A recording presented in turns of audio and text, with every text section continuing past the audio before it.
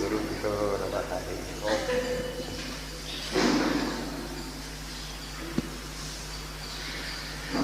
ನಾರಾಯಣಾಯ ಪರಿಪೂರ್ಣಗುಣಾರ್ಣವಾಯ ವಿಶ್ವೋದಯಸ್ಥಿತಿಲಯೋನ್ನಿಯತಿಪ್ರದಾಯ ಜ್ಞಾನಪ್ರದಾಯ ವಿಬುಧಾಸುರ ಸೌಖ್ಯದುಃಖಸತ್ಕಾರಣಾಯ ವಿತತಾಯ ನಮೋ ನಮಸ್ತೆ. ನಾರಾಯಣಂ ಸುರಗುರುಂ ಜಗದೇಕನಾಥಂ ಭಕ್ತಪ್ರಿಯಂ ಸಕಲಲೋಕನಮಸ್ಕೃತಂಚ ತ್ರೈಗುಣ್ಯವರ್ಜಿತಮಜಂ ಲಘುಮತ್ಯಮೀಶಂ ವಂದೇ ಭವಘ್ನಮರಾಸುರಸಿದ್ಧವದ್ಯಂ. ನಾರಾಯಣಂ ನಮಸ್ಕೃತ್ಯ ನರಂ ಚೈವ ನರೋತ್ತಮಂ ದೇವೀಂ ಸರಸ್ವತೀಂ ವ್ಯಾಸಂ ತತೋ ಜಯಮುದೀರಯೇ. ನಾರಾಯಣಂ ಗುಣೈಃ ಸರ್ವೈರುದೀರ್ಣಂ ದೋಷವರ್ಜಿತಂ ಜ್ಞೇಯಂ ಗಮ್ಯಂ ಗುರುಂಶ್ಚಾಪಿ ನತ್ವಾ ಸೂತ್ರಾರ್ಥ ಉಚ್ಯತೆ. ಈಗ ಮಾಯಾವಾದ ಖಂಡನ, ಪ್ರಮಾಣ ಲಕ್ಷಣ, ಕಥಾಲಕ್ಷಣ, ತತ್ವವಿಖ್ಯಾನ, ತತ್ವವಿವೇಕ ಮತ್ತು ಉಪಾಧಿ ಖಂಡನ ಇಷ್ಟ ಆಯಿತು. ಈಗ ಖಂಡನತ್ರಯದಲ್ಲಿ ಎರಡನೇದು ಮಾಯಾವಾದ ಖಂಡನ ಅಂತ ಹೆಸರಿಟ್ಟಿದ್ದಾರೆ. ಅದಕ್ಕೆ ಮಂಗಲಾಚರಣೆ ಮಾಡ್ತಾರೆ. ನರಸಿಂಹೋ ಅಖಿಲಾಜ್ಞಾನ ಮತಧ್ವಾಂತ ದಿವಾಕರ ಜಯತ್ಯಮಿತ ಸಜ್ಞಾನ ಸುಖಶಕ್ತಿ ಪಯೋನಿಹಿ. ನರಸಿಂಹ ಅಖಿಲಾಜ್ಞಾನ ಮತಧ್ವಾಂತ ದಿವಾಕರ ಜಯತಿ ಅಮಿತ ಸಜ್ಞಾನ ಸುಖಶಕ್ತಿ ಪಯೋನಿಹಿ. ನರಸಿಂಹ ಜಯತಿ, ಇಷ್ಟು ಪದ ಇರೋದ್ರ. ನರಸಿಂಹ ಅಖಿಲಾಜ್ಞಾನ ಮತಧ್ವಾಂತ ದಿವಾಕರ ಜಯತಿ ಅಮಿತ ಸಜ್ಞಾನ ಸುಖಶಕ್ತಿ ಪಯೋನಿಹಿ. ನಾಲ್ಕೇ ಪದ ಇರೋದು ಒಟ್ಟು. ಎರಡನೇ ಒಂದು ನರಸಿಂಹ ಜಯತಿ, ಇದೆರಡು ನರಸಿಂಹರಿಗೆ ವಿಶೇಷಣಗಳು. ಒಟ್ಟು ನಾಲ್ಕೇ ಪದದ 4 ಪಾದದ ಶ್ಲೋಕ. 4 ಪಾದ 4 ಪದ ಅನುಷ್ಠುಪ್ ಶ್ಲೋಕ ಆದ್ದರಿಂದ 4 ಪಾದಗಳು, ಒಂದೊಂದರಲ್ಲಿ 8 ಅಕ್ಷರ. ನರಸಿಂಹ ಅಖಿಲಾಜ್ಞಾನ ಮತಧ್ವಾಂತ ದಿವಾಕರ ಜಯತಿ ಅಮಿತ ಸಜ್ಞಾನ ಸುಖಶಕ್ತಿ ಪಯೋನಿಹಿ. ನರಸಿಂಹ ಜಯತಿ ಅಂತ ಬಂತು. ರಾಮ ರಾವಣಂ ಜಯತಿ, ನರಸಿಂಹ ಜಯತಿ. ನರಸಿಂಹ ಗೆಲ್ತಾನೆ ಅಂತ. ಗೆಲ್ತಾನೆ ಅಂದರೆ ಯಾರನ್ನು ಗೆಲ್ತಾನೆ? ಏನಿರಬೇಕಲ್ಲಿ? ಇನ್ನೊಬ್ಬರೇನೋ ಇರಬೇಕಲ್ಲಿ. ಕರ್ಮಪದ ಇರಬೇಕು, ಕರ್ಮಪದ ಇಲ್ಲ. ಗೊತ್ತಾಯ್ತಾ? ಹಾಗಿದ್ರೆ ಏನಿದಕ್ಕೆ ಅರ್ಥ ಅಂತ ಪ್ರಶ್ನೆ ಬಂತು. ರಾವಣ ರಾಮಂ ಜಯತಿ ಬೇರೆ, ನರಸಿಂಹ ಜಯತಿ ಬೇರೆ, ಶ್ರೀರಾಮೋ ವಿಜಯತೆ ಬೇರೆ, ಗೋಪಾಲಕೃಷ್ಣೋ ವಿಜಯತೆ, ಹೀಗೆಲ್ಲ ಇದೆ. ಇದಕ್ಕೇನು ಅರ್ಥ ಅಂತ ಕೇಳಿದ್ರೆ ಹೇಳ್ತಾರೆ, ಜಯತಿ ಟೀಕಾರ್ಯರು ಬರೀತಾರೆ. ಜಿ ಅಂತಕ್ಕಂಥ ಧಾತು, ಅದಕ್ಕೆ 2 ಅರ್ಥ ಇದೆ. ಉತ್ಕೃಷ್ಟ ಅಂತ ಒಂದು ಅರ್ಥ, ಇನ್ನೊಂದು ಅಭಿಭವ ಮಾಡ್ತಾರೆ, ಇನ್ನೊಬ್ಬನು ಸೋಲಿಸ್ತಾನೆ ಅಂತ ಒಂದು ಅರ್ಥ, ಶ್ರೇಷ್ಠನಾಗಿದ್ದಾನೆ ಅಂತ ಒಂದು 2 ಅರ್ಥ ಇದೆ.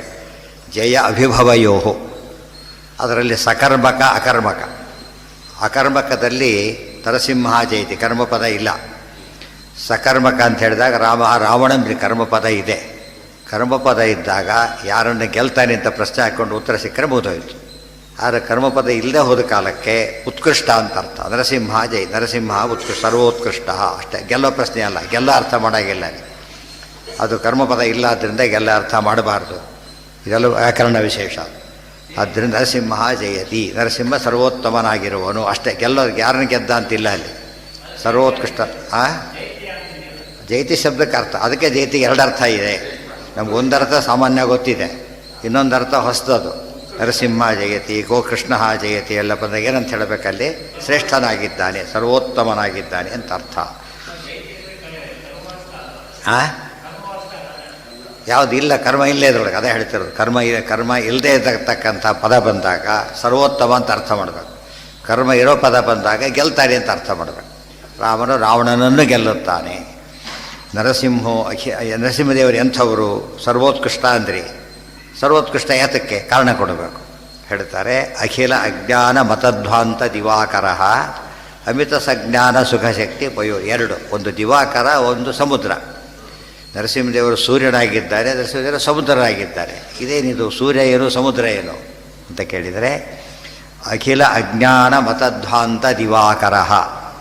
ಅಖಿಲ ಅಜ್ಞಾನ ಮತಧ್ವಾಂತ ದಿವಾಕರ, ಅದಕ್ಕೆ ಅರ್ಥ ಬರೀತಾರೆ. ಸಾಮಾನ್ಯ ಅರ್ಥ ಏನದಕ್ಕೆ? ಅಖಿಲವಾದ ಅಜ್ಞಾನ ಅಂತೇನಿದೆ ಆ ಮತ, ಅಖಿಲಂ ಅಜ್ಞಾನ ಪರಿಕಲ್ಪಿತಂ ಅನ್ನೋ ಮತ ಇದೆ. ಅದೇ ಮಾಯಾವಾದ. ಅಖಿಲ ಅಜ್ಞಾನ ಮತ ಅಂದರೂ ಒಂದೇ, ಮಾಯಾವಾದ ಮತ ಅಂದರೂ ಒಂದೇ. ಅಂಥ ಮತ ಧ್ವಾಂತ, ಕತ್ತಲೆ ಇದ್ದ ಹಾಗೆ. ಸೂರ್ಯನ ನೆನಪು ಯಾವ ಬರುತ್ತೆ ನಮಗೆ? ಕತ್ತಲೆ ಇದ್ದಾಗ. ಬೆಳಕಿನ ಅತಿ ಹೆಚ್ಚು ಬೆಳಕು ಸೂರ್ಯನದು. ಅದಕ್ಕೇ ಈ ಅಖಿಲವು ಅಜ್ಞಾನ ಪರಿಕಲ್ಪಿತ ಅನ್ನೋ ಮಾಯಾವಾದ ಮತ ಏನಿದೆ ಅದು ಧ್ವಾಂತ. ಧ್ವಾಂತ ಅಂದರೆ ಕತ್ತಲೆ. ಕತ್ತಲೆ ಯಾವಾಗ ಹೋಗಬೇಕು? ದಿವಾಕರ ನರಸಿಂಹದೇವರು ಹೇಗಿದ್ದಾರೆ ಅಂದರೆ ಎಲ್ಲವೂ ಅಜ್ಞಾನ ಕಲ್ಪಿತ ಅಂತಕ್ಕಂಥ ಮತ ಎಂಬ ಕತ್ತಲೆಯನ್ನು ನಾಶ ಮಾಡ್ತಕ್ಕಂತಹ ಸೂರ್ಯ ಇದ್ದಾಗಿದ್ದಾರೆ. ಆಮೇಲೆ ಸಮುದ್ರ ಹೇಗಿದ್ದಾರೆ? ಅಮಿತ ಸಜ್ಞಾನ ಸುಖಶಕ್ತಿ ಪಯೋನಿಧಿ. ಸುಖಶಕ್ತಿ ಪಯೋನಿಧಿ. ಸುಖ ಶಕ್ತಿ ಮೊದಲು ಜ್ಞಾನ, ಸುಖ ಶಕ್ತಿ ಇವುಗಳಿಗೆ ಸಮುದ್ರನಾಗಿದ್ದಾನೆ. ಇವೆಲ್ಲ ಏನು? ಗುಣಗಳಿವು. ಜ್ಞಾನ ಸುಖಾದಿ ಅನಂತಾನಂತ ಗುಣಗಳು. ಸಮುದ್ರ ಅಂತ ಹೇಳಿದ್ದರಿಂದ ಎರಡು ಅರ್ಥ, ಕ್ವಾಲಿಟೇಟಿವ್, ಕ್ವಾಂಟಿಟೇಟಿವ್. ಅನಂತವಾದಷ್ಟು ನೀರಿದೆ, ಅಪಾರವಾದ ಆಳನೂ ಇದೆ. ಆದ್ದರಿಂದ ಪರಮಾತ್ಮ ಅನಂತಾನಂತ ಕಲ್ಯಾಣ ಗುಣಗಳ ಪರಿಪೂರ್ಣ ಅಂತಾಯಿತು. ಅದು ಎಷ್ಟಿದೆ ಗುಣಗಳು ಅಂದರೆ ಅಮಿತ ಅಂದರು. ಅಮಿತ ಜ್ಞಾನ ಸುಖಶಕ್ತಿ ಪಯೋನಿಧಿ. ಸತ್ಯಾತಕ್ಕೆ ಹಾಕಿದರು ಅಮಿತ ಸಜ್ಞಾನ ಸುಖಶಕ್ತಿ ಪಯೋನಿಧಿ ಅಂದರೆ ಸತ್ತಂದರೆ ಏನು? ಸತ್ತಂದರೆ ದೋಷರಹಿತವಾದ. ಜ್ಞಾನಕ್ಕೆ ದೋಷ ಅಂದ್ರೇನು? ಸಂಶಯ ವಿಪರ್ಯಯ ಬಂದರೆ ಜ್ಞಾನಕ್ಕೆ ದೋಷ. ಸಜ್ಞಾನ. ಸುಖ ಅಂದ್ರೇನೀಗ? ಸುಖಕ್ಕೆ ದೋಷ ಏನು? ದುಃಖ ಸೇರೋದು. ಸೊ ದುಃಖ ಅಸಂಭಿನ್ನ, ದುಃಖದಿಂದ ರಹಿತವಾದ. ದುಃಖದಿಂದ ಸತ್ತಂಬುದು ಜ್ಞಾನಕ್ಕೆ ಅಜ್ಞಾನ ಮಿಥ್ಯಾಜ್ಞಾನ ಸಂಶಯ ರಹಿತ. ಸುಖಕ್ಕೆ ದುಃಖದ ಸಂಸ್ಪರ್ಶ. ನಮಗೆ ಸುಖ ಇದೆ, ಜೊತೆ ದುಃಖನೂ ಇದೆ. ದೇವರ ಸುಖ ಎಂಥದ್ದು? ಮುಕ್ತರಿಗೂ ಇದೆ ನಿತ್ಯ ಸುಖ ಅಂತ ಕೇಳಿದರೆ ಅಮಿತ, ಅದು ಪದ ಇದೆ. ಅಮಿತವಾದ ಸುಖ ಅಲ್ಲ ಅವರು, ಅಮಿತವಾದ ಜ್ಞಾನ ಅಲ್ಲ. ಆಮೇಲೆ ಶಕ್ತಿ, ದೇವರ ಶಕ್ತಿ ಅಂತ ಸರ್ವತ್ರ ಹಾಕಿರೋ ಸಚ್ಛಕ್ತಿ. ದೇವರ ಶಕ್ತಿ ಸರ್ವಶಕ್ತಿ ಆದ್ದರಿಂದಾಗಿದೆ ಅದು ಸಚ್ಛಕ್ತಿ. ಶಕ್ತಿ ಅಪ್ರತಿಬದ್ಧತಾ. ನೀರಿಗೆ ಹರಿಯೋ ಶಕ್ತಿ ಇದೆ, ಅಣೆಕಟ್ಟು ಕಟ್ಟಿದ್ರು ನಿಂತೋಯ್ತು ನೀರು. ಶಕ್ತಿಗೆ ಏನು ಬಂತೀಗ? ಅಡೆತಡೆ ಬಂತು. ಗೊತ್ತಾಯ್ತಾ? ಇದು ದೇವರಿಗೆ ತಡೆಗಡೆ ಇಲ್ಲ ಶಕ್ತಿಗೆ. ಅಪ್ರತಿಹತವಾದ ಶಕ್ತಿ. ಇದೆಲ್ಲ ಟೀಕಾರ ಬೆಳೀತಾರೆ, ಟೀಕಾ ಇಟ್ಕೊಂಡು ಹೇಳ್ತಿರೋದು. ಆದ್ದರಿಂದ ಆ ಪದ ಹೋದ್ರೆ ಲೇಟ್ ಆಗುತ್ತೆ ಅಂತ ಹೇಳ್ತಾ ಇಲ್ಲ.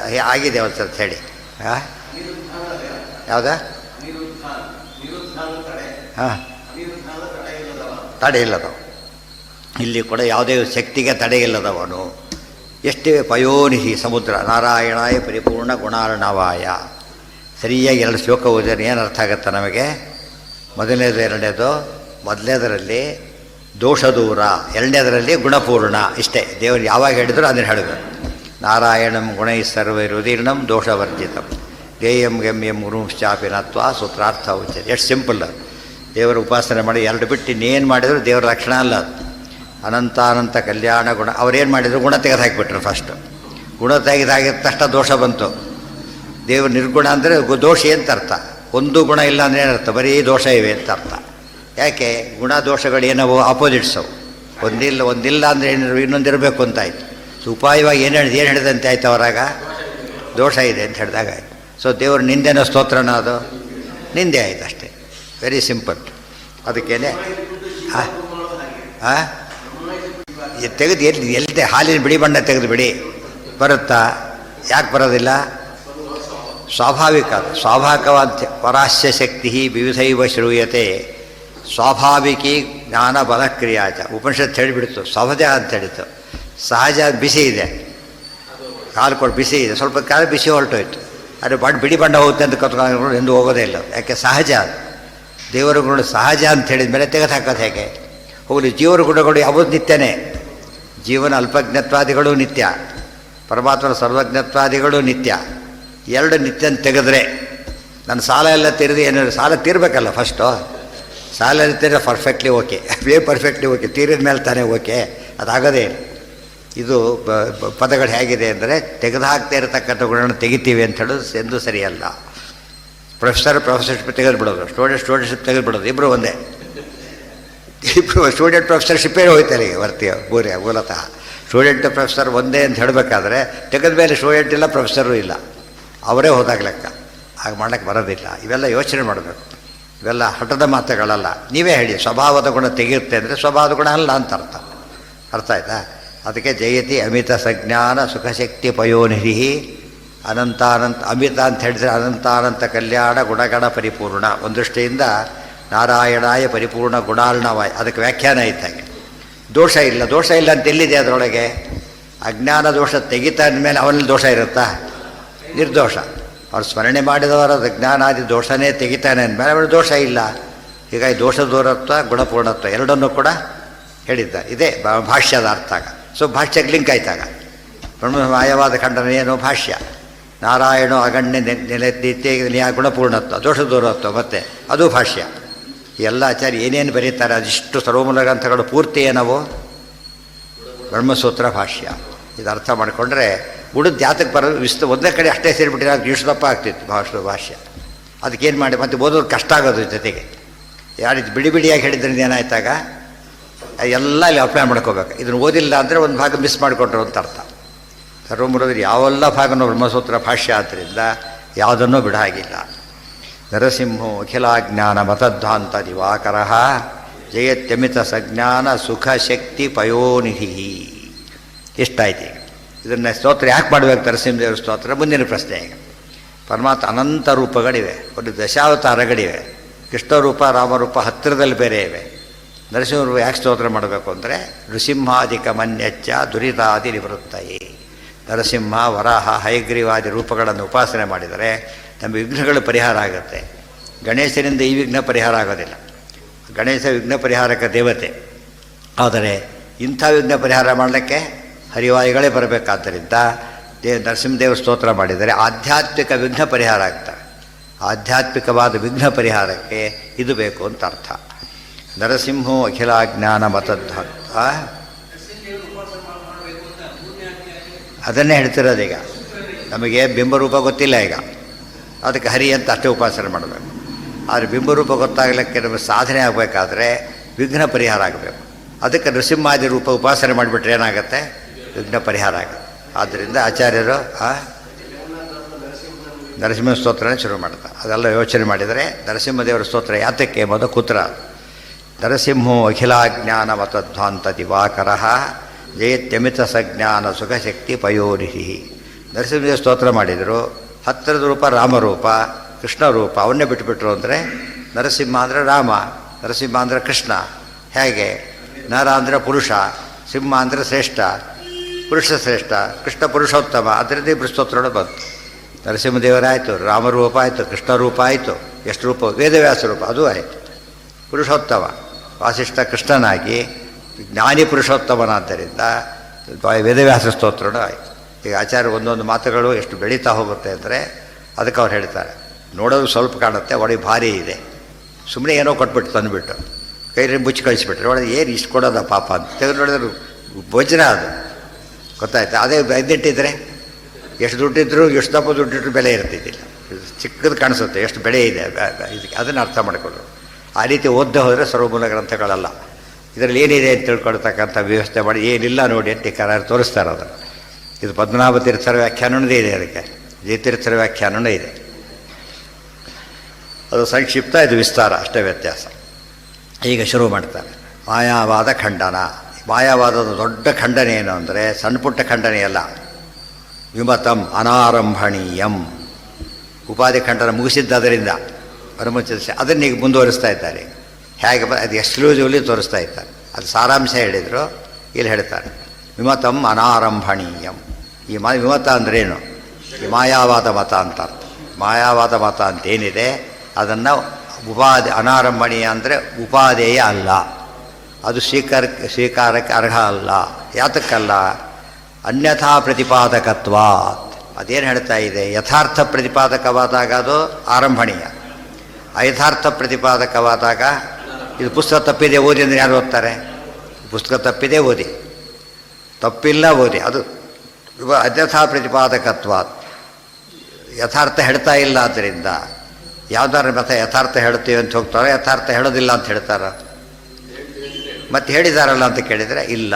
ಯದಿತ್ತಂ ತತ್ತಥ ಯಥಾ ಸಂಪ್ರತಿಪನ್ನಂ ಯತ್ ಅನ್ಯಥಾ ಪ್ರತಿಪಾದಕಂ ತತ್ ಅನಾರಂಭಣೀಯಂ. ವ್ಯಾಪ್ತಿಯದು ಯತ್ರ ಧೂಮ ತತ್ರ ವನ್ಯ ಇದ್ದಾಗಿ ಯಾವುದು ಸತ್ಯವನ್ನು ಹೇಳೋದಿಲ್ವೋ ಅದು ಸ್ವೀಕಾರಕ್ಕೆ ಅರ್ಹ ಅಲ್ಲ. ಸತ್ಯವನ್ನು ಹೇಳೋದಿಲ್ಲ ಅಂದರೆ ಒಂದೇ ಸುಳ್ಳು ಹೇಳುತ್ತೆ. ಸತ್ಯ ಹೇಳೋದಿಲ್ಲ, ಸುಳ್ಳು. ಸತ್ಯ ಸುಳ್ಳು ಆಪೋಸಿಟ್ಸ್ ಅವು. ಸತ್ಯ ಅಲ್ಲ ಅಂದರೆ ಸುಳ್ಳು, ಸುಳ್ಳು ಅಂದರೆ ಸತ್ಯ. ಅದಕ್ಕೇನೆ ಅನ್ಯಥಾ ಪ್ರತಿಪಾದಕತ್ವ. ಯದಿತ್ತಂ ತತ್ತಥಾ, ಯದಿತ್ತಂ ತತ್ತಥ ಅದೇ ಹೇಳಿದ. ಇದು ಅನ್ಯಥಾ ಪ್ರತಿಪಾದಕಂ ತತ್ ಅನಾರಂಭಣೀಯಂ ಯಥಾ ಸಂಪ್ರತಿಪನ್ನಂ. ಹೇಗೆ ಎಷ್ಟೋ ಗ್ರಂಥಗಳು ಎಲ್ಲ ನೀವು ಎಲ್ಲ ಓದ್ತೀರಾ? ಓದೋದಿಲ್ಲ. ಯಾಕೆ ಓದೋದಿಲ್ಲ? ಅನ್ಯಥಾ ಪ್ರತಿಪಾದಕ, ಅದಕ್ಕೆ ನಾವು ಓದೋದಿಲ್ಲ. ಸರಿ, ನಿಮ್ಮದು ಅದೇ ಸ್ಥಿತಿ ಆಯಿತು ಅಂತೇಳಿ. ನಿಮ್ಮದು ಕೂಡ ಏನೀಗ ಅನ್ಯಥಾ ಪ್ರತಿಪಾದಕನೇ. ಯಾತಕ್ಕೆ?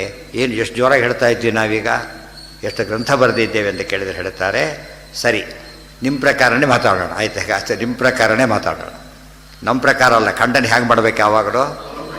ಪರನ್ಯಾಯಶ್ಚ ದೂಷಣಂ. ನಿಮ್ಮ ಪ್ರಕಾರ ಯೋಚನೆ ಮಾಡಿ. ನಹಿ ಬ್ರಹ್ಮಾತ್ಮೈಕ್ಯಸ್ಯ ಯಾಥಾರ್ಥ್ಯಂ ತತ್ಪಕ್ಷೆ. ನಿಮ್ಮ ಮತದ ಮುಖ್ಯವಾದ ವಿಷಯ ಏನಪ್ಪ? ನೀವೇ ಹೇಳಿ. ಬ್ರಹ್ಮ ಸತ್ಯಂ ಜಗನ್ಮಿಥ್ಯಾ ಜೀವೋ ಬ್ರಹ್ಮೈವ ನಾಪರ. ಇದು ಅವ್ರ ಮತ ಒಟ್ಟು ಸಾರಾಂಶ. ಗ್ರಂಥ ಹೇಳ್ತಾರೆ, ಶ್ಲೋಕಾರ್ಧೇನ ಪ್ರವಕ್ಷ್ಯಾಮಿ ಯದುಕ್ತಂ ಗ್ರಂಥ ಕೋಟಿಭಿ. ಕೋಟಿ ಗ್ರಂಥಗಳಿಂದ ಏನು ಹೇಳಲ್ಪಟ್ಟಿದ್ದೆ ಅದಿಷ್ಟನ್ನು ಕೂಡ ಏನು ಮಾಡ್ತೇವೆ ನಾವೀಗ ಅರ್ಧ ಶ್ಲೋಕದಲ್ಲಿ ಹೇಳ್ತೇವೆ. ಶ್ಲೋಕಾರ್ಧೇನ ಅರ್ಧ ಶ್ಲೋಕ ಏನದು? ಬ್ರಹ್ಮ ಸತ್ಯಂ ಜಗನ್ಮಿಥ್ಯಾ ಜೀವೋ ಬ್ರಹ್ಮ ಇವ ನಾಪರ. ಮೂರು ಪದಾರ್ಥ, ಜೀವ ಜಡ ಈಶ್ವರ ಮೂರಿರೋದು ಹೊತ್ತಾನೆ. ಬ್ರಹ್ಮ ಈಶ್ವರ ಒಂದೇ ಸತ್ಯ, ಜಗತ್ತು ಜಡ ಅದು ಮಿಥ್ಯ, ಜೀವ ಉಳ್ಕೊಂಡ್ರೆ ಅವನೇ ಬ್ರಹ್ಮನೇ. ಮುಗಿದೋಯ್ತಲ್ಲಿಗೆ. ಸಿಂಪಲ್ಲಾಗಿ ಏನು ಹೇಳಿದಾಗಾಯಿತು? ಮಾಯಾವಾದದ ಸಾರಾಂಶ ಇದು. ಆ ಮಾತೃಷ್ಟಿಯಿಂದ ಸಾರಾಂಶ ಎಂಬುದು ಸತ್ಯ. ಅದು ಇಡೀ ಮಾಯಾವಾದದ ಎಸೆನ್ಸ್ ಇರೋದು ಯಾವುದರಲ್ಲಿ? ಜೀವ ನಮ್ಮ ಕಣ್ಣಿಗೆ ಕಾಣೋದೇನು? ಚೇತನ ಕಾಣಿಸ್ತಾರೆ, ಜಡ ಕಾಣಿಸುತ್ತೆ. ಬ್ರಹ್ಮನ ಬಗ್ಗೆ ಕೇಳಿದ್ದೇವೆ. ಮೂರನ್ನೇ ಹೇಳಿದರು, ಕಣ್ಣಿಗೆ ಕಾಣಿಸೋದೆಲ್ಲ ಸುಳ್ಳು, ಎಲ್ಲ ಹೊರಟೋಯ್ತು.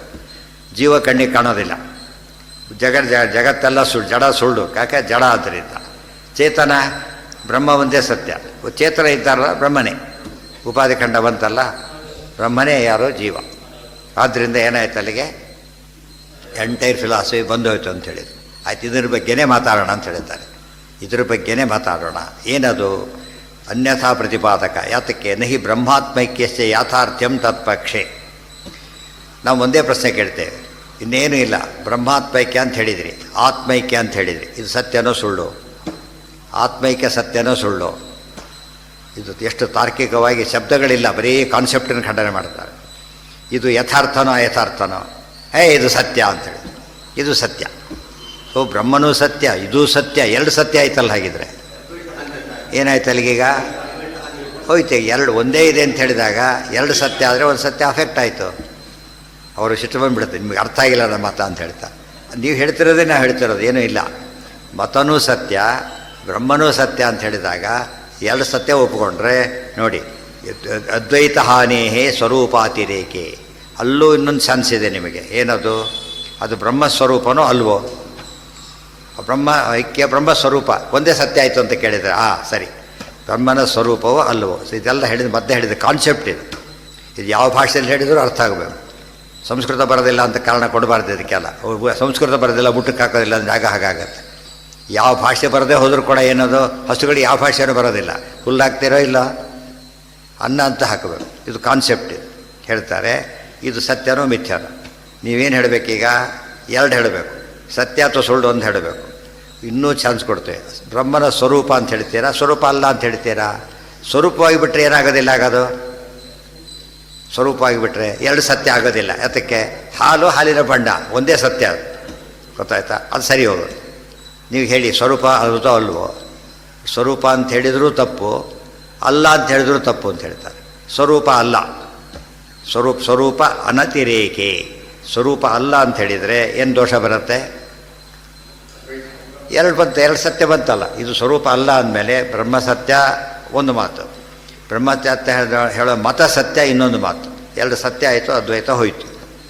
ಇನ್ನೊಂದು ಅನತಿರೇಕೆ, ಇಲ್ಲ ಸ್ವರೂಪ ಅಂತಲೇ ಹೇಳ್ತೀವಿ. ಆಯಿತಾ? ನಾವೀಗ ಅತಿರೇಕ ಅನತಿರೇಕ. ಅತಿರೇಕ ಅಂದರೆ ಡಿಫರೆಂಟ್, ಅನತಿರೇಕ ಅಂದರೆ ಡಿಫರೆಂಟ್ ಅಲ್ಲ. ಸ್ವಪ್ರಕಾಶತ್ವಾದ ಆತ್ಮನಃ ಸಿದ್ಧ ಸಾಧನತಾ.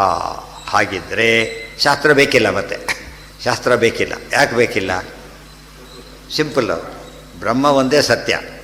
ಅದು ಎಂಥದ್ದು? ಸ್ವಪ್ರಕಾಶ. ನಿಮ್ಮ ಪ್ರಕಾರ ಬ್ರಹ್ಮ ಏನೋ ಸ್ವಪ್ರಕಾಶ.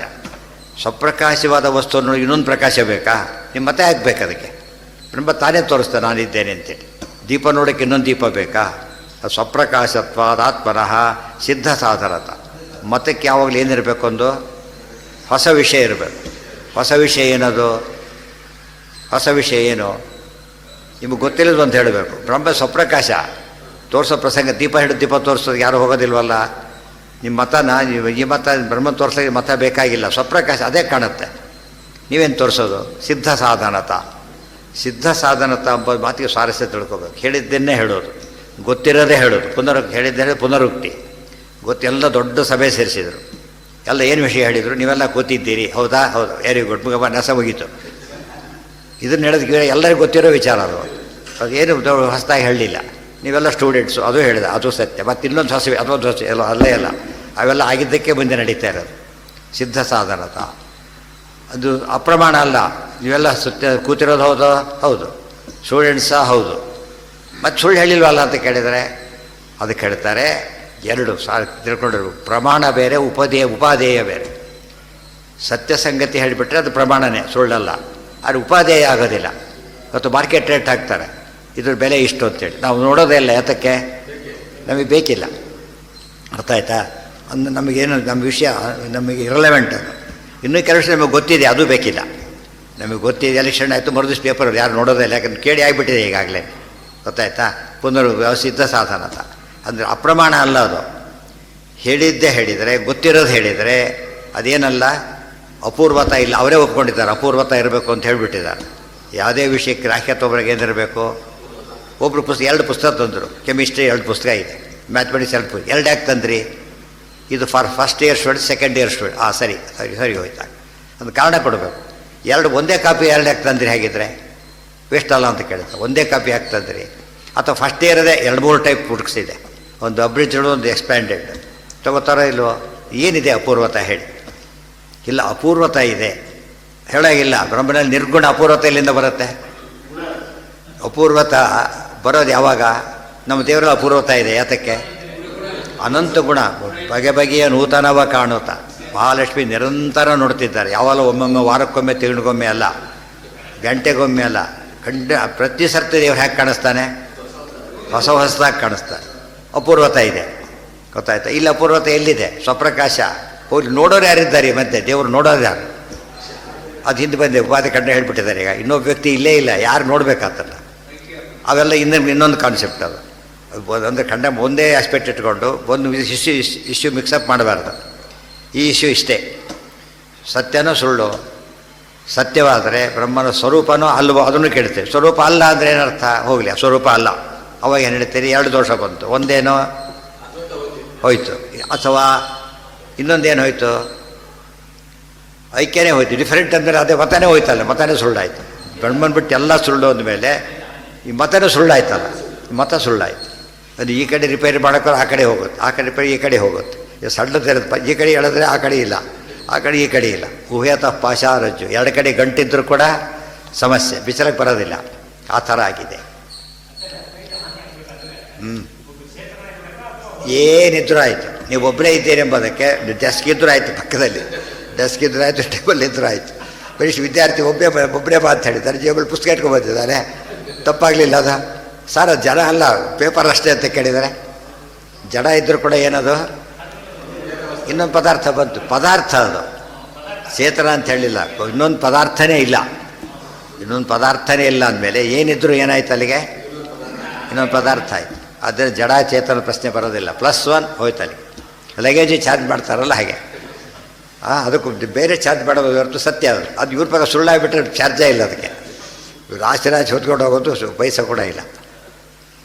ಅದ್ವೈತ ಹಾನೇಹೇ ಸ್ವರೂಪಾತಿರೇಕೆ ಅನತಿರೇಕೆ. ಇಲ್ಲೇನಾಗುತ್ತೆ? ಸಾಮಾನ್ಯ ಓದ್ಬೇಕಾದ್ರೆ ಅದು ತರ್ಕದ ಮಾತು ತಂದು ವಿಷಯ ಬದಲಾವಣೆ ಬಿಡೋದು, ಹೇಳೋದು ಮತ್ತೊಂದು ಹೇಳೋದಾಗತ್ತೆ. ಇಷ್ಟೇ ಸಿಂಪಲಾಗಿ ಯೋಚನೆ ಮಾಡಿ. ಒಂದೇ ಇದೆ ಅಂತ ಹೇಳ್ತಕ್ಕದ್ದು ಇನ್ನೊಂದಿದೆ ಅಂತ ಹೇಳಿದರೆ ಸತ್ಯ ಪಥ ಹೋಯ್ತೋ ಇಲ್ವೋ? ಏನೋ ಮಾತಾಡಬಾರ್ದು. ಈಗ ಇಷ್ಟೇ ಪಾಯಿಂಟ್. 1 ಇರೋದು, ಓನ್ಲಿ 1 ಬದುಕು. 1+ ಅಂದರೆ ಏನರ್ಥ? ಹೋಯ್ತು. Very important. ಅನತಿರೇಕೆ ಸ್ವಪ್ರಕಾಶತ್ವಾದಾತ್ಮನಃ ಸಿದ್ಧ ಸಾಧನತ. ಇಲ್ಲಿ ನೋಡಿದರೆ ಅದ್ವೈತ ಹಾನಿ ಒಂದು ಆ್ಯಂಗಲ್, ಇನ್ನೊಂದು ಆ್ಯಂಗಲಲ್ಲಿ ಸಿದ್ಧ ಸಾಧನತ. ಎರಡು ದೋಷನೇ. ಅದ್ವೈತ ಹಾನಿಯಲ್ಲಿ ಯಾವ ದೋಷ ಇದೆ? ಅಪಸಿದ್ಧಾಂತ ಆಯಿತು. ನಿಮ್ಮ ಮತನೇ ಬಿಟ್ಬಿಡ್ತೀರಿ, ಅಪಸಿದ್ಧಾಂತ. ಇಲ್ಲೇನಿದೆ?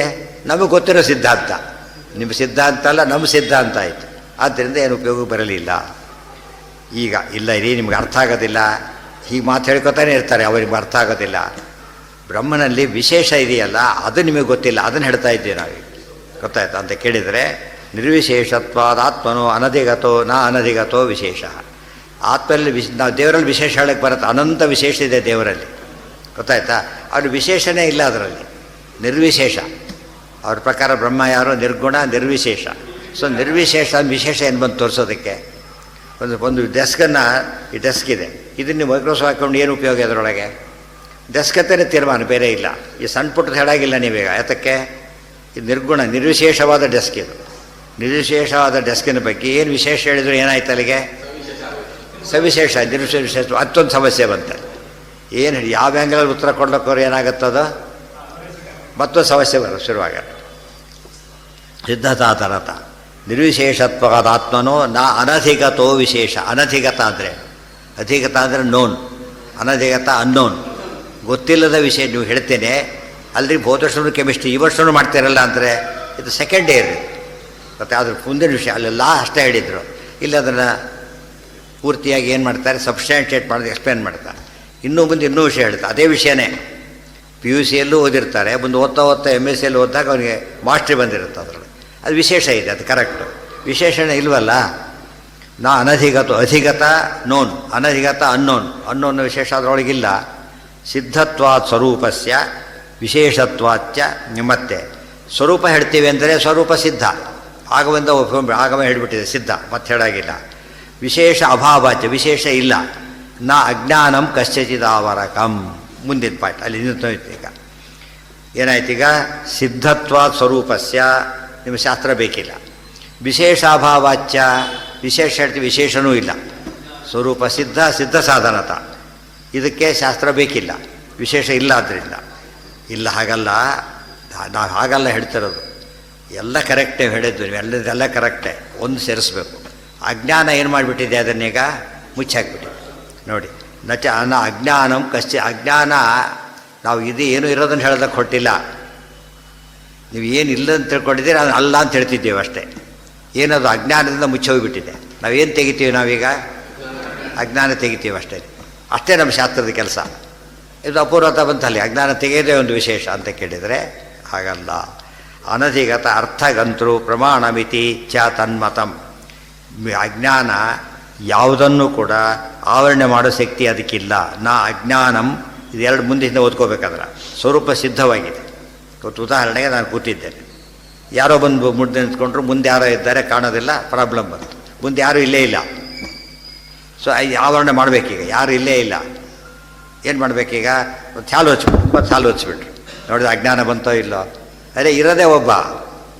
ಇನ್ನು ನಾನು ಸಾಲು ಕಂಡ್ರೆ ನನಗೆ ಅಜ್ಞಾನ ಇಲ್ಲ. ಯಾಕೆ? ಬೇರೆ ವಸ್ತು ಇಲ್ಲ, ನೋಡಬೇಕಾಗಿಲ್ಲ. ನನ್ನ ಬಗ್ಗೆ ನನಗೆ ಗೊತ್ತಿದೆ. ಏನಾಯ್ತು ಈಗ? ಯೂಸೇ ಇಲ್ಲ. ಅಜ್ಞಾನ ಏನು ಮಾಡುತ್ತೆ ಈಗ? ಸೂರ್ಯನಿಗೆ ಮೋಡ ಅಡ್ಡ ಬಂದುಬಿಟ್ರೆ ಸೂರ್ಯನಿಗೆ ತೊಂದರೆ ಇಲ್ಲ, ಆದರೆ ನಮಗೆ ಪ್ರಾಬ್ಲಮ್ ಇರೋದು ಅದರಿಂದ. ಬ್ರಹ್ಮ ಇದ್ದಾಗ ಸೂರ್ಯ, ಮೋಡ ಅಡ್ಡ ಬಂದಿದೆ, ಆವರಣ. ಗೊತ್ತಾಯ್ತಾ? ನಮಗೆ ಕಾಣ್ತಾ ಇಲ್ಲ. ನಾವು ಇಲ್ಲೇ ಇಲ್ಲಲ್ಲ ಕಾಣ್ಲಿಕ್ಕೆ ಅವ್ರ ಪ್ರಕಾರ. ಇನ್ನೊಬ್ಬ ವಸ್ತುನೇ ಇಲ್ಲ. ಅವರಿಗೆ ಅಜ್ಞಾನ ಆವರಕ ಆಗೋದೇ ಇಲ್ಲ. ಅಜ್ಞಾನ ಆವರಕ ಆಗೋದೇ ಇಲ್ಲ. ಚಳಿ ಬಂದಾಗ ಹೊದ್ಕೊಳ್ಳೋ ಇನ್ನೊಬ್ರಿಗೆ ಕಾಣಬಾರ್ದು ಅಂತಲ್ಲ, ಚಳಿ ಹೋಗಲಿ ಅಷ್ಟೇ. ಏನೋ ಬರ್ತೀವಿ ಗುಟ್ಟಾಗಿ ತಿನ್ಬೇಕಾದ್ರೆ ಹೊತ್ಕೊಳ್ಳೋದು ಯಾತಕ್ಕೆ? ತಿನ್ನೋದು ಗೊತ್ತಾಗಬಾರ್ದು ಅಂತೇಳಿ. ಇನ್ನೊಬ್ಬ ನೋಡೋನೇ ಇಲ್ವಲ್ಲ, ಅದೇನು ಮಾಡ್ತೀರಿ? ಸಿದ್ಧ ಸಾಧನತ. ಸಿದ್ಧ ಸಾಧನತ ಇಲ್ಲ ಅದ್ವೈತ ಹಾನಿ, ಎರಡರಲ್ಲಿ ಒಂದು ಗ್ಯಾರಂಟಿ. ಅನಧಿಗತ ಹಾಗೆಲ್ಲ ಹೇಳಬಾರ್ದು. ಗೊತ್ತಿದ್ರೂ ಕೂಡ ಏನೂ ತಪ್ಪಲ್ಲ. ಗೊತ್ತಿಲ್ಲದೆ ಹೇಳಬೇಕು ಅಂತೇನು ಇಲ್ಲ ಅಂತ ಹೇಳಾಗಿಲ್ಲ ಅವರು. ಅವ್ರ ಪ್ರಮಾಣದ ಡೆಫಿನೇಷನ್ ಇದೆ. ಅನಧಿಗತ ಅರ್ಥಗಂತರು ಪ್ರಮಾಣ ಮಿತಿ ಚ ತನ್ಮತಂ. ಅವ್ರ ಮತ, ಅವ್ರ ಪ್ರಾಮಾಣ್ಯದ ಕಲ್ಪನೆಯೇ ಬೇರೆ. ನಮ್ಮ ಪ್ರಕಾರ ಪ್ರಮಾಣ ಆಗಿರ್ಬೇಕಾದ್ರೆ ಏನಾಗಿದ್ದಾರೆ ಸಾಕು, ಯಥಾರ್ಥ ಸಾಕು. ಗೊತ್ತಾಯ್ತು? ಈ ಜಾಸ್ತಿ ಇದೆ, ಇಷ್ಟೇ, ಏನು ಹೇಳಿಲ್ಲ, ಪ್ರಮಾಣನೇ ಅದು. ಉಪಾದೇಯ ಆಗ್ಲಿಕ್ಕೆ ಬೇರೆ ಬೇಕು ಅಷ್ಟೇ, ಉಪಾದೇಯ ಆಗ್ಲಿಕ್ಕೆ ಬೇಕು. ಆದರೆ ಇವಳ ಪ್ರಕಾರ ಉಪಾದೇಯವಾಗಿದ್ದರೆ ಮಾತ್ರ ಪ್ರಮಾಣ ಅಂತ ಹೇಳ್ತಾರೆ. ಪ್ರಮಾಣ ಲಕ್ಷಣ ಅಲ್ಲ ಆ್ಯಕ್ಚುಲಿ ಅದು. ಪ್ರಮಾಣ ಶಬ್ದಕ್ಕೆ ಇರೋದನ್ನು ತೋರಿಸ್ಬಿಟ್ರೆ ಪ್ರಮಾಣ ಅಷ್ಟೇ ಹೊರತು ಏನು ಮಾಡಬೇಕಾಗಿಲ್ಲ. ಇವ್ರ ಪ್ರಕಾರ ಏನು ಅಂತ ಕೇಳಿದರೆ ಇದು ಭಾಟ್ಟ ಮತ. ಇದು ಗೊತ್ತಾಯ್ತು? ಭಾಟ್ಟ ಮತ ಅಕ್ಸೆಪ್ಟ್ ಮಾಡಿದ್ದಾರೆ ಇವರು. ಅಕ್ಸೆಪ್ಟ್ ಮಾಡಿರೋದು ಇವ್ರ ಮತ ಆಯಿತು. ಅಕ್ಸೆಪ್ಟ್ ಮಾಡಿದ ಮೇಲೆ ಅವ್ರ ಮತ ಆಯಿತು.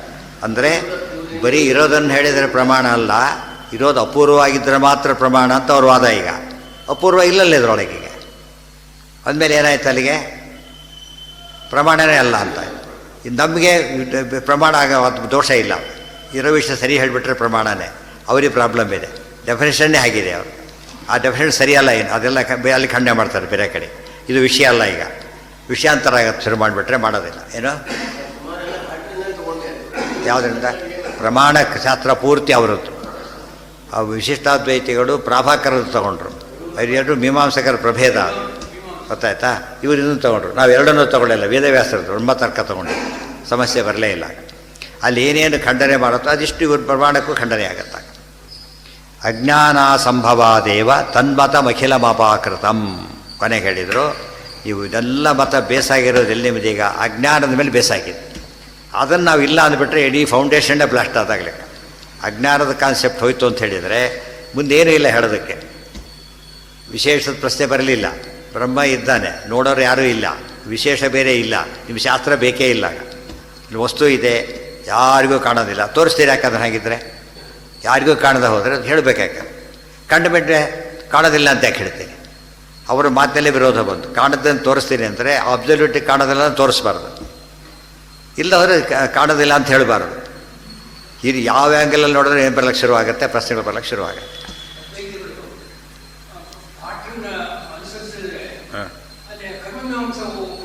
ಅಲ್ಲ, ಅವ್ರು ಹೇಳ್ತಾರೆ ವ್ಯವಹಾರೇ ಭಟ್ಟನಯ.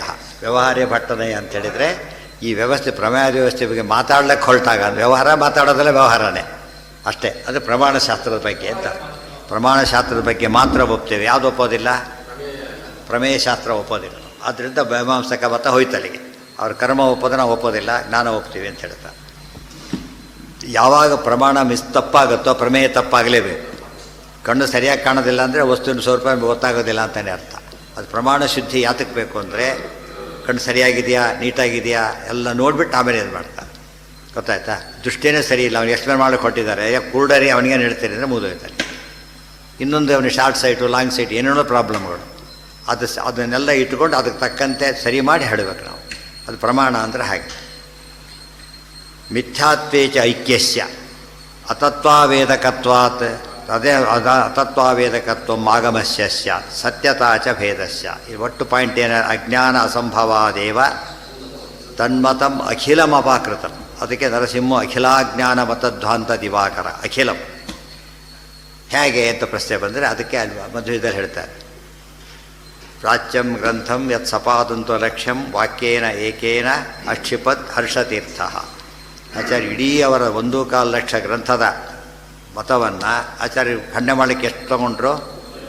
ಒಂದೇ ವಾಕ್ಯ. ವಾಕ್ಯೇನ ಏಕೇನ ಅಕ್ಷಿಪತ್ ಹರ್ಷತೀರ್ಥ. ಏನು ವಾಕ್ಯ ಅಂದರೆ ಇದೇ ವಾಕ್ಯ, ಫೌಂಡೇಶನ್ನೇ ಇಲ್ಲಲ್ಲ ಹೇಳೋದೇನೀಗ. ಮೂಕ 5-6 ಗಂಟೆ ಮಾತಾಡಿದ್ದಾರೆ, ನಾನು ಮೂಕ ಅಂತ ಕನ್ಕ್ಲೂಡ್ ಮಾಡ್ದೆ. ಏನಾಯ್ತು ಅಲ್ಲಿಗೆ?